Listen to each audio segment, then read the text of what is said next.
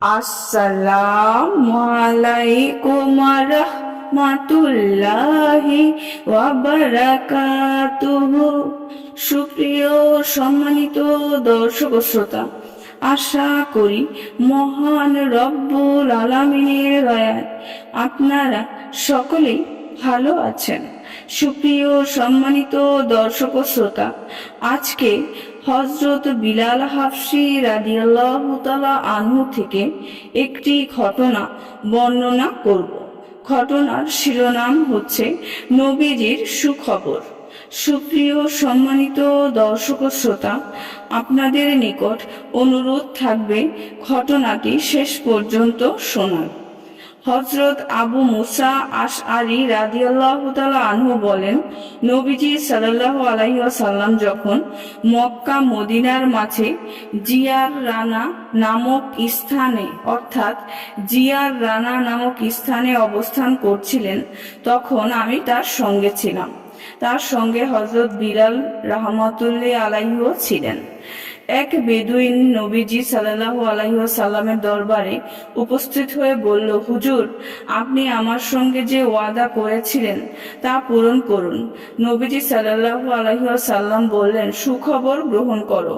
বেদুইন বলল, সুখবরের চেয়েও কিছু বেশি। তারপর নবীজি সাল্লাল্লাহু আলাইহি ওয়াসাল্লাম হযরত আবু মুসা ও হযরত বিলাল রাদিয়াল্লাহু তাআলা আনহুর প্রতি তাকালেন। তার পবিত্র চেহারার রাগের চিহ্ন ছিল।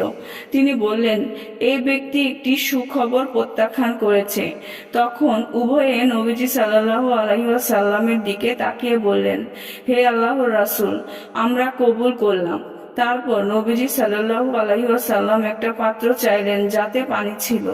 তার মধ্যে তিনি হাত ও মুখ মুবারক ধৌত করলেন ও তার মধ্যে কুলি করলেন।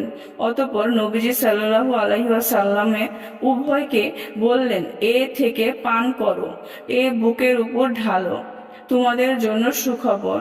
তারা ওই পাত্র নিলেন ও নবীজি সাল্লাল্লাহু আলাইহি ওয়াসাল্লাম যেরূপ করতে বললেন সেরূপ করলেন।